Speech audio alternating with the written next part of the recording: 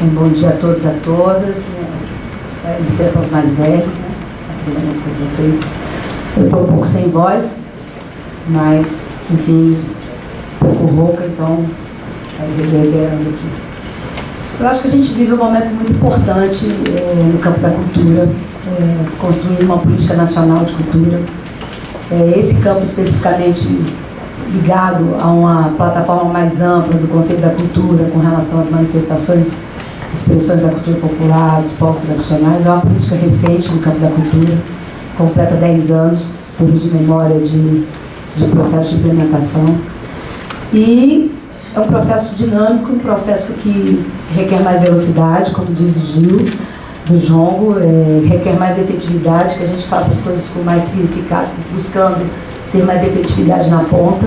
Quando a gente visita, e até eu lembro um pouco aqui o parceiro Cobra da Palmares falando que quando está indo nos quilombos, vendo a realidade da ponta, vendo todas as dificuldades, quer dizer, como é que a gente não consegue ter mais efetividade, uma relação mais direta com essa sociedade? Quer dizer, são desafios colocados ao Estado, que é um Estado ainda precário, um Estado que se recupera ainda de um trauma de 25 anos sem concurso, então também é difícil para o lado do gestor.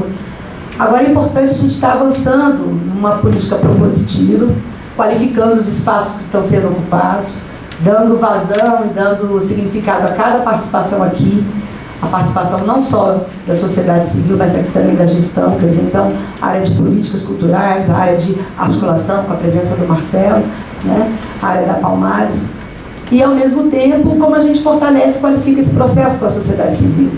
E como também a gente inova nessa abordagem, porque a gente acaba fazendo também muitas vezes da mesma forma. Então é difícil, é um processo de aprendizagem. Eu tenho, nesse processo de implementação da Secretaria de Cidadania e Diversidade, eu tenho, na verdade, um universo muito rico e de segmentos que cada vez mais se aproximam, segmentos que muitas vezes a política pública nem passou perto. Comunidades ribeirinhas, comunidades pesqueiras, extrativistas, área rural, né? Tivemos agora o evento uma conferência livre com os ciganos, a realidade do povo cigano, a discriminação, enfim. É uma realidade que a gente enfrenta e o campo cultural tem uma contribuição efetiva, porque existe um imaginário da sociedade com relação também ao valor dessas comunidades, ao valor das comunidades indígenas. Né? Hoje há uma discussão incrível, e a gente escuta todos os lados, né? Existe radicalismo de todos os lados também, com relação a esse ponto de equilíbrio entre o progresso e o direito dessas comunidades, a implementação da Convenção 69, a implementação da Convenção da Diversidade, né? Como ao mesmo tempo avançar, se desenvolver, e como ao mesmo tempo garantir direitos há tanto tempo alijados. Os indígenas, eu acho que inclusive a gente tem um débito, que a gente está... Se tem um cronograma atrasado agora, embora a gente até tenha uma pauta positiva, estamos com o prêmio, estamos com os pontos de cultura indígena avançando, mas o fórum vai acontecer só agora fim de julho, por essa questão de passagem e tal, mas é uma questão muito sensível, uma questão delicada. Então a estruturação do programa Hoje Cultura Viva, ela hoje visa abarcar um pouco esse universo que era antes da CID, né, que era dos segmentos, e a estruturação da política que foi feita pelos pontos de cultura, que também trouxe vertentes importantes como a cultura digital, como também a questão ligada à cultura popular, que tem grandes, como a questão das linguagens, inclusive do teatro popular, tudo isso, quer dizer, uma grande rede que conecta essa diversidade, né? Por outro lado, as políticas setoriais, então tem lá as mulheres, a gente participa da SPM, do Conselho, a gente participa da criança e do adolescente, a gente está na área da saúde com transtornos mentais, então a gente tem uma ocupação na área pública com outras políticas, que a gente também tem que estar lá fazendo parceria com a CEPI, fazendo parceria com a Secretaria de Direitos Humanos, né? Tivemos um curso de acessibilidade cultural na UFRJ, primeiro curso sobre acessibilidade cultural para a questão da pessoa com deficiência. Tivemos uma audiência pública lindíssima sobre a questão do teatro acessível, depois um espetáculo com as crianças assistindo o teatro totalmente acessível, a emoção daquelas crianças. Enfim, então, é um conjunto de questões muito importantes e que hoje dentro da Secretaria o nosso papel é sensibilizar o Ministério da Cultura como um todo para uma matriz que tem que se dar em todo o Ministério. Então, hoje você vê a Funarte fazendo edital para negro, você vê a SAD fazendo edital para negro, você vê o microprojeto da Funarte, você vê a questão dos cineclubes na questão do cinema, do audiovisual, né? A gente tem os pontos de memória e a memória social no IBRAM, a gente tem no campo do livro a questão dos pontos de leitura, o agente de leitura. São políticas que estão conversando com a sociedade civil, buscando atingir esses segmentos. Isso tem que criar uma liga, isso tem que criar uma política estruturada e que tenha critérios comuns e que essa sociedade é a mesma. O ponto de cultura muitas vezes é o ponto de leitura, é o terreiro. Então essa coisa se mescla. Então até a própria estruturação dos colegiados deve se pensar de uma maneira inovadora. Por que não termos por muitas vezes reuniões conjuntas? Por que não? Por que não nos conectarmos? Porque se a pauta é tão comum, então a gente também pode propor, pode inovar. E o colegiado também se propor uma estratégia também com relação a essa articulação das redes na ponta. A gente está aqui, eu particularmente estou aqui para contribuir. Acho que a gente tem aí grandes possibilidades. Existem questões que são históricas, de dificuldades, mas ao mesmo tempo existe uma disponibilidade. A ministra Marta coloca que a inclusão social é a sua pauta. Então temos aí alguns avanços como Vale Cultura, temos aí o Mais Cultura das escolas, que fala para esse campo.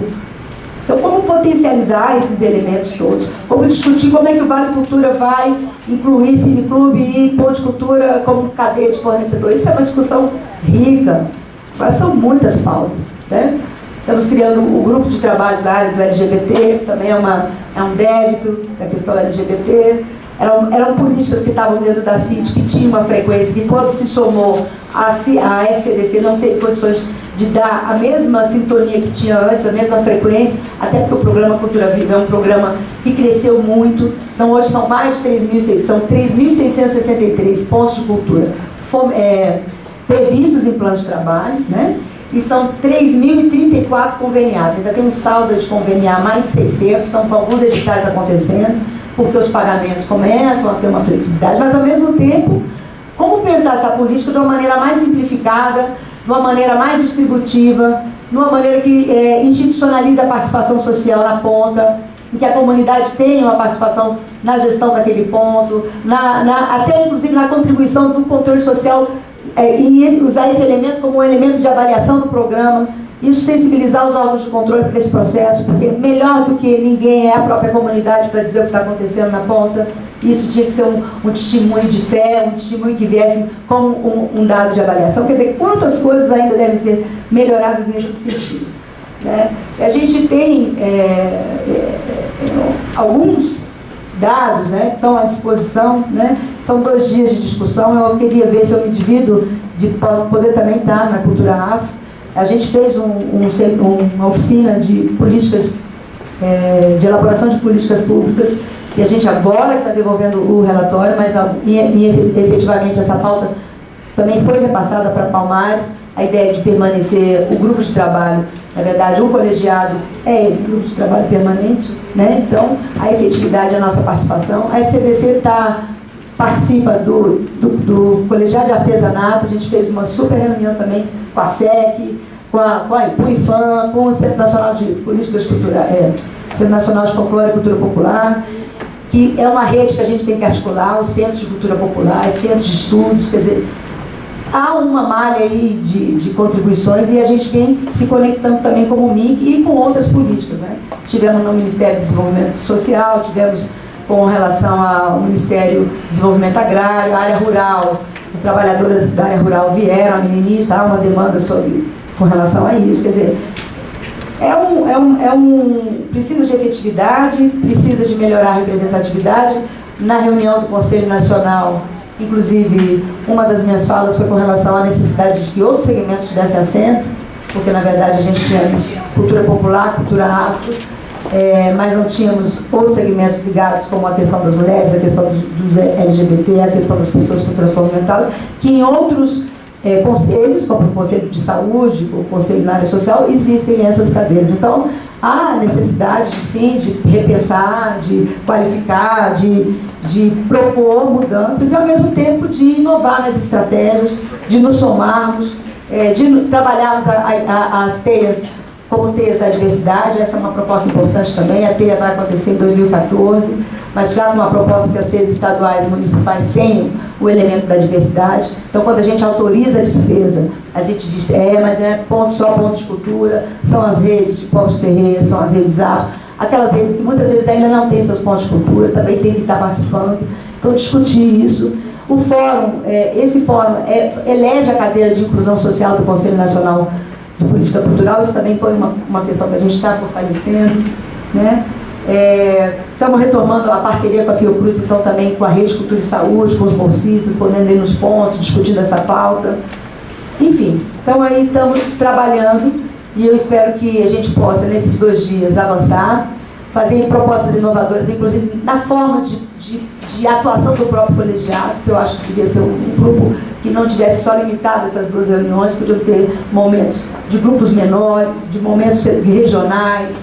Então, eu acho que é também uma provocação no sentido que a gente receba também uma contribuição de como a gente pode estar avançando nessa participação, nesse contato, né? E